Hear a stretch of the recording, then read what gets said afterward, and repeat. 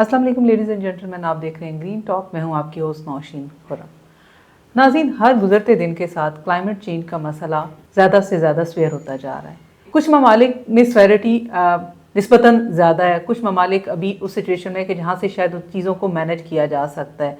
अगर हम अपने इर्द गिर्द देखें तो एयर पोल्यूशन, स्मोक और इससे मिलते जुलते बहुत से मसाइल जो हैं वो हर मुल्क में ही कहीं ना कहीं सर उठा रहे हैं। अगर ईरान की बात करें तो हमने एक पिछली पूरी एपिसोड की थी जिसमें हमने वाटर क्राइसिस के ऊपर बात की थी, ईरान के वाटर क्राइसिस के ऊपर बात की थी। उसी गुफ्तगू को हम आज की गुफ्तगू में आगे लेके चलेंगे और देखेंगे कि क्या सिचुएशन बेहतर हुई है या वर्सन हुई है। हाल ही में चंद बारिशें तो वहाँ पे हुई हैं, लेकिन क्या गवर्नमेंट की तरफ से कोई ऐसी पॉलिसी इनिशिएटिव्स लिए गए हैं कि जिससे आम शहरी को रिलीफ मिल सके। इसके साथ ही हम अपनी गुफ्तगू में वेलकम करते हैं मुख्तार साहब को। अस्सलाम वालेकुम मुख्तार साहब, कैसे हैं आप सर? बिल्कुल ठीक थी। अरे मुख्तार साहब, हमने एक बड़ी डिटेल डिस्कशन की थी ईरान के वाटर क्राइसिस के ऊपर, लेकिन अभी हाल में सुनने में आया है कि शायद कुछ बारिशें हुई हैं।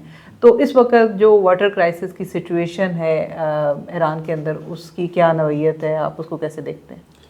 ईरान में जो बारिशों का सीज़न होता है वो अक्टूबर, नवंबर, दिसंबर, ये कुछ 6 महीने होते हैं। हमारे यहाँ तो आपको पता है रेनी सीज़न उससे पहले होता है, गर्मियों के मौसम में। तो कुछ बारिशें तो हुई हैं, लेकिन वो जो एवरेज है उससे काफ़ी कम हुई हैं, तो उसकी वजह से कोई ख़ास फ़ायदा नहीं हुआ। कुछ वक्ती रिलीफ तो मिला है, लेकिन वो जो ड्राउट की कंडीशंस हैं वो मौजूद हैं। और ये जो कह रहे हैं कि ये पिछले 40-45 साल का जो सबसे बड़ा ये क्राइसिस है जो ईरान को दरपेश है, और ये जो ड्राउट की कंडीशंस हैं वो पिछले 6 साल से ईरान उनका सामना कर रहा है। तो उनका वाटर क्राइसिस तो काफ़ी सीवियर है, और उसकी वजह से अब तेहरान में तो उन्होंने वाटर राशनिंग शुरू कर दी है। और पिछले एपिसोड में भी हमने बात की थी, उस वक्त तो कुछ इनफॉर्मल सी उसकी बात थी, लेकिन अब तो शायद फार्मली उन्होंने अनाउंस कर दिया है। तो अब घरों को ज़ाहिर है पानी जो है राशन करके दिया जाता है, स्कूलों में इसी तरह से, और पानी के जो इस्तेमाल है वो उसमें ज़ाहिर काफ़ी कमी लाने की कोशिश की जा रही है। और ये सिर्फ तेहरान का मसला नहीं है, बाकी बहुत सारे दूसरे शहरों का भी मसला है, ये इस्फहान का भी मसला है, और जो उनका दूसरा, और मशहद उनका दूसरा बड़ा शहर है उसका भी मसला है। इस्फहान भी शायद मेरे ख्याल में तीसरा बड़ा शहर है, उसका भी मसला है। तो मसाइल तो गंभीर हुए हैं, मतलब वक्ती थोड़ी उस कोशिश के बावजूद, उस बारिश के बावजूद मसला मौजूद है, मसला बढ़ा है। और उसके जो स्ट्रक्चरल रीज़न्स हैं ना, जो स्ट्रक्चरल काजेज़ हैं, एक तो उनको एड्रेस करना पड़ेगा, और ना सिर्फ एड्रेस करने पे अगर वो काम शुरू कर भी दें तो वो फौरी तौर पे तो मसला हल नहीं होता। तो अब ईरान के सामने ये दोनों बड़े मसाइल दरपेश हैं। एक तो ये है कि फौरी तौर पे इस मसले से कैसे निपटा जाए, चूँकि पानी की शदीद कमी है बड़े शहरों में, ख़ास तौर पे रूरल एरियाज़ में तो कई जगहों पे लोगों ने माइग्रेट किया है। एक गाँव है छोटा सा, अगर उधर जो भी सोर्स था पानी का अगर वो ड्राई अप हो गया तो लोग क्या करें, तो वो उन्होंने मूव किया है। वहाँ पे पानी लेके आना भी बाज़ बहुत मुश्किल होता है। तो छोटी मोटी माइग्रेशन तो पहले ही हुई है, लेकिन अगर तेहरान जैसे बड़े शहरों में, इस्फहान और इन शहरों में मसला रहता है तो फिर तो बड़े पैमाने पे मूवमेंट का रिस्क हो सकता है। तो वो उनके सदर जो मसूद साहब हैं, उन्होंने इसकी बात की भी कि हमें तेहरान को शायद मूव करना पड़े। मतलब एक तो ये ना कि वक्ती तौर पे कुछ लोगों को मूव करना पड़े, दूसरा ये है कि शायद तेहरान ऐसे खित्ते में है कि यहाँ पे मसला रहेगा, तो क्यों ना इसको किसी और जगह पे मूव किया जाए कि जहाँ पे पानी के मसले का ज़्यादा बेहतर हल हो। उसमें वो कोस्ट ऑफ मकरान की बात भी करते हैं, क्योंकि अगर आप समुंदर के किनारे हों और टेक्नोलॉजी वगैरह इस्तेमाल करें तो फिर बाज़ वक़्त आपके पास ये ऑप्शन होता है कि आप समुंदर के पानी को डीसैलिनेट कर लें। और अभी भी कुछ इसी तरह के ऑप्शंस पे काम हो रहा है कि आप जो समुंदर का पानी है उसको ठीक करके डीसैलिनेट करके तो उसको किसी तरह से तेहरान पहुँचाएँ। लेकिन ज़ाहिर है उसके लिए फिर आपको पाइपलाइंस वगैरह चाहिए, और इस तरह के सोल्यूशन आपको करने पड़ते हैं। लेकिन मुख्तार साहब, जैसे ईरान के ऊपर बहुत सारी माशी पाबंदियाँ भी हैं, और शायद टेक्नोलॉजी को एक्सपोर्ट करना उस तरह से उनके लिए फिजिबल सोल्यूशन भी नहीं है। तो क्या लॉन्ग टर्म स्ट्रेटजी हो सकती है गवर्नमेंट की अपने आवाम तक पानी को पहुँचाने की? देखिए, पानी तो एक मसला है, और पानी के उन्होंने सोल्यूशंस भी अगर एक्सप्लोर करने हैं तो उसके लिए भी उनको टेक्नोलॉजी चाहिए, और बाहर की पाबंदियों की वजह से टेक्नोलॉजी तक रसाई मुश्किल होती है। اور صرف یہ نہیں کہ ٹیکنالوجی تک رسائی مشکل ہوتی ہے، بلکہ پابندیوں کی وجہ سے ڈالرز کی بھی کمی ہے، اور بڑی اس میں ابھی پھر ڈی ویلیویشن ہوئی ہے جس کی وجہ سے جو ڈالر کی قیمت ہے اور بہت زیادہ بڑھ گئی ہے۔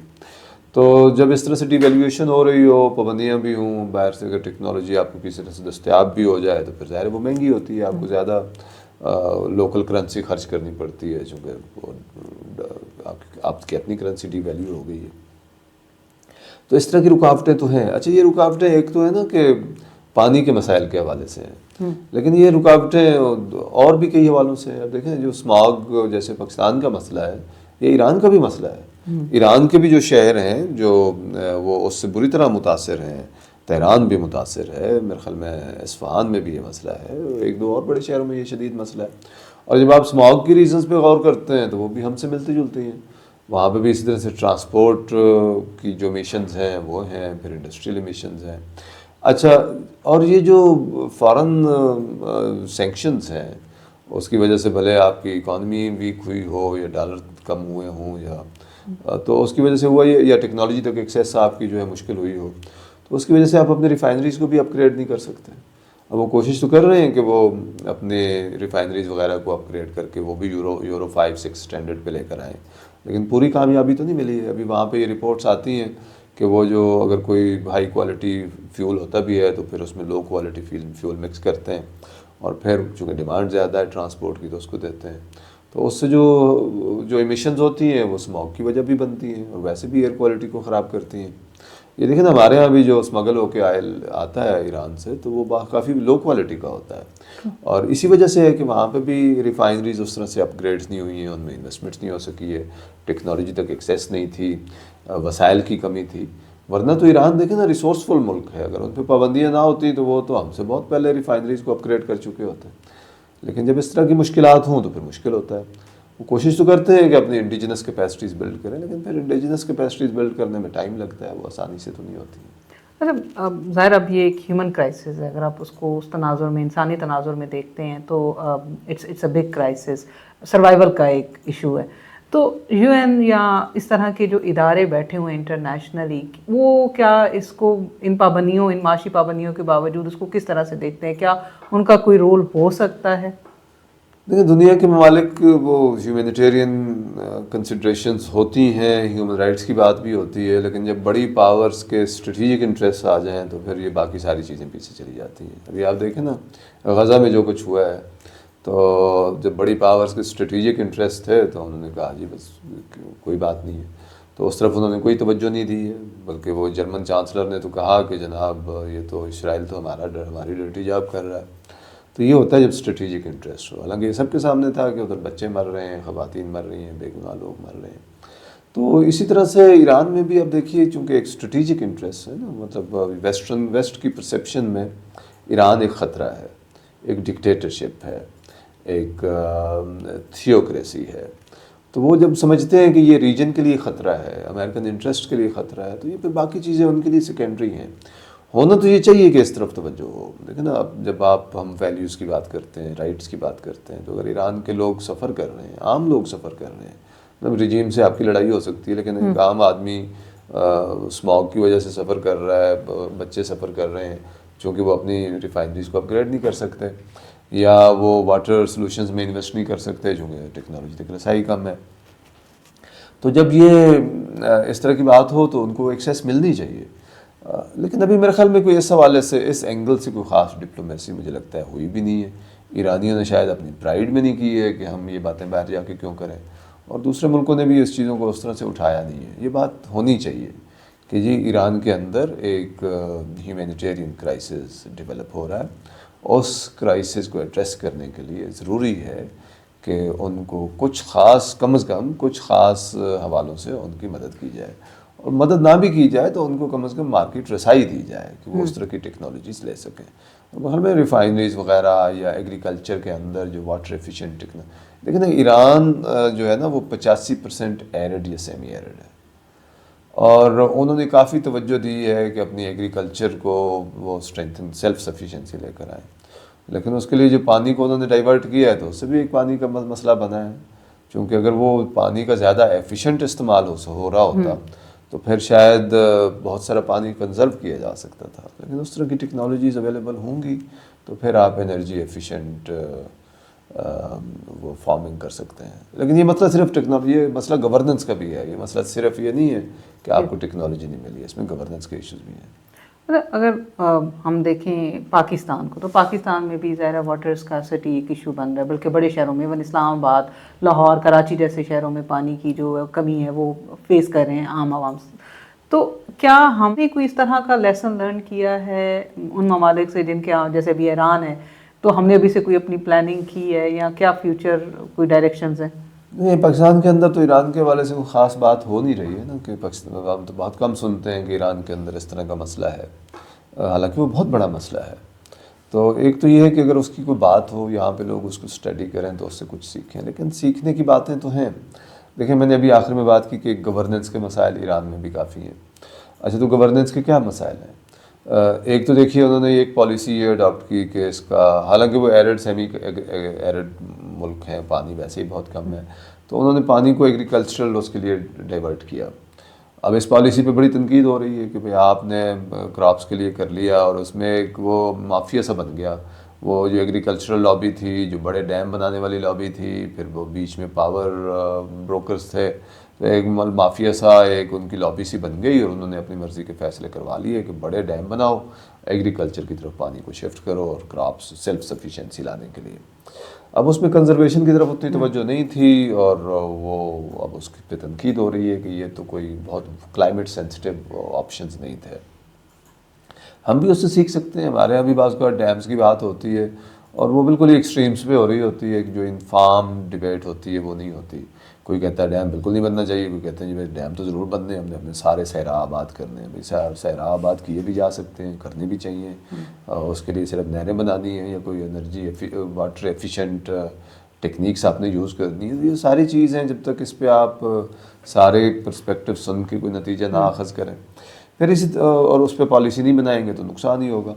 اور جیسے اب ایران میں ہوا ہے، ایران میں بھی بڑے ایک وقت تھا، پورا رجحان چل رہا تھا کہ ڈیمز بنانے ہیں. لیکن وہ یہ 1927 سے ڈیمز چلانے کی بات ہو رہی تھی. 1963 تک وہ کوئی 58 ڈیمز بنا چکے تھے. پھر یہ 1979 کے بعد کافی ڈیمز بنائے ہیں. وہ تو کوئی 700-800 کے قریب وہاں پہ ڈیمز ہیں. ڈیمز تو انہوں نے بنا لیے، لیکن اس کے باوجود پانی کا کرائسس ہے. تو اس کو بڑا کیئرفلی اسٹڈی کرنے کی بات ہے. اچھا، پھر یہ صرف یہی نہیں ہے. پھر آپ دیکھیے نا، جیسے ہمارے یہاں ایلیٹ ہے، وہاں پہ بھی ایلیٹ ہے. تو وہ جو امیر لوگ ہیں انہوں نے تو سوئمنگ پول بھی بنائے ہوئے تھے، اور وہ پانی کا استعمال اور بڑے لانز اور جو غریب لوگ تھے اب ان کے پاس رسائی کم ہے. پھر انہوں نے بہت کم انویسٹ کیا ہے اپنے انفراسٹرکچر میں. اب ہمارے یہاں اسلام آباد جیسے شہروں میں بھی دیکھیں، جو پانی کی سپلائی لائنز ہیں، کچھ علاقوں میں مسئلہ آتا ہے، بہت پرانی بچھی ہوئی ہیں. اور کئی جگہوں پہ ہم ہائی رائز بلڈنگس کی اجازت نہیں دیتے کہ جت ہمارا انفراسٹرکچر اس کو سپورٹ نہیں کرتا. تو اصل بات یہ ہے کہ اگر ہمارے شہروں کی اچھی مینجمنٹ ہو رہی ہو اور اس میں پیسہ انویسٹ ہو رہا ہو، اور آپ ایلیٹ کیپچر کا شکار نہ ہوں، آپ ریسورس موبیلائز کر رہے ہوں، پراپرٹی ٹیکس صحیح طرح سے کلیکٹ ہو رہا ہو، اور وہ فیئر نظام بھی ہو. یہ نہیں ہے کہ بڑے گھروں سے بھی اتنا ہی ٹیکس لیں جتنا چھوٹے سے لیتے ہیں، یا بہت ساری ایکسیپشنز دے دیں جو ہمارے یہاں دے دی جاتی ہیں کہ یہ جناب سرکاری ملازم ہے تو اس کو ایکسیپشن دے دو، یہ وڈو ہے تو ایکسیپشن دے دو. غریب وڈو کو دے، امیر وڈو کو کیوں دے رہے ہیں؟ ایک جو ہے 50 کروڑ کے گھر میں ایک وڈو رہ رہی ہے تو اس کو پراپرٹی ٹیکس سے کیوں ایکسیپشن دے دی ہے؟ لیکن ہمارے یہاں اس طرح کی چیزیں موجود ہیں. پھر وسائل نہیں ہوتے، جو وسائل نہیں ہوتے، یہ پرائیورٹی نہیں ہوتی، تو ہم اس میں انویسٹ نہیں کرتے. تو ادھر بھی آپ دیکھیں کہ ایک طرف واٹر شارٹیج ہے، اور دوسری طرف جو ہے وہ جو کہ سپلائی لائنز پرانی ہیں، واٹر سپلائی لائن وغیرہ، تو ادھر بہت سارے لاس ہو جاتا ہے. اس میں وہ لیکیج ہو گئی، پانی ضائع ہو گیا. ہمارے یہاں بھی کئی دفعہ پانی ضائع ہو جاتا ہے. پھر اب دیکھیے نا کہ اب ایگریکلچر کو بھی آپ نے پانی دینا ہے، تو وہ وہاں پہ 80-90% جو پانی ہے ایران میں، وہ تو ایگریکلچر کے لیے استعمال ہو رہا ہے، اور اس میں وہ لوگ کہہ رہے ہیں کہ 60% پانی تو اس میں ضائع ہو جاتا ہے. وہ یہی ہے کہ فلڈ اریگیشن کر دو، یا آپ کی سپلائی واٹر چینل جو ہیں وہ ایفیشینٹ نہیں ہے. ہمارے یہاں بھی اب بہت ساری فلڈ اریگیشن ہے. تو ضروری ہے کہ ہم اس طرف آئیں کہ انرجی ایفیشنسی بھی ایک بات ہے، لیکن واٹر ایفیشنسی کی طرف آئیں. انرجی ایفیشنسی آئے گی یا آپ کی فیول اچھا ہوگا، فیول ایفیشینٹ ہوگا، یورو 5-6 کا ہوگا، تو آپ کی اسموک کا مسئلہ حل ہوگا. اور اگر آپ کی پانی آپ اس کو زیادہ ایفیشینٹ طریقے سے یوز کرتے ہیں تو اس سے بھی کنزرویشن ہوگی. اور لیکن نا یہ بہت سارا پانی جو ہم کھیتوں میں فلڈ اریگیشن پہ لگاتے ہیں، اگر اس کی ضرورت نہ پڑے اور یہ واٹر چینلز میں بہہ رہا ہو تو ہمارے ریورس کے ارد گرد جو ایک ایکو سسٹم ہے، جو ایک تو وہ بحال رہتا ہے. اب ہم پانی کو روک کے ظاہر ڈائیورٹ کرتے ہیں، کھیتوں میں لے جاتے ہیں، ادھر فلڈ اریگیشن کرتے ہیں، وہ جو دریاؤں میں فلوز ہیں وہ کم ہو جاتے ہیں، ڈاؤن اسٹریم پہ اس کے امپیکٹ آتے ہیں. سمندر میں بھی پانی جب نہیں جاتا ہے تو سمندر بھی وہ واپس آتا ہے کئی جگہوں پہ اس میں کافی انکروچمنٹ ہوئی ہے. جو پہلے زمین کاشت ہوتی تھی اب ادھر جو ہے سمندر آ گیا ہوا ہے. تو ہم بہت ساری چیزیں ایران سے سیکھ سکتے ہیں اور میرے خیال میں ہمیں سیکھنی چاہیے. بالکل. بہت شکریہ مختار صاحب. اور ناظرین، واٹر زندگی ہے، کلین ایئر ہمارا فنڈامنٹل رائٹ ہے، اور یہ اسی صورت میں ممکن ہوتا ہے کہ جب ہمارے انفراسٹرکچرز بہترین ہوں اور پالیسی لیول پہ اس طرح کے اقدامات کیے جائیں کہ ابھی سے ہم اپنی پلاننگ کریں. پاکستان کے اندر اگر ہم پاکستان کی بات کریں تو ابھی سے پلاننگ ہو کہ ہم اپنی فیوچر جنریشنز کو کیسے ایک محفوظ انیبلنگ انوائرمنٹ دے سکتے ہیں، کس طرح سے ان تک پانی کی رسائی ہو، پانی اور کلین ایئر موجود ہو. اس کے ساتھ ہی ہمیں اجازت دیں. دوبارہ آپ لوگوں سے کسی نئے ٹاپک کے اوپر ملاقات ہوگی. تب تک کے لیے اللہ حافظ.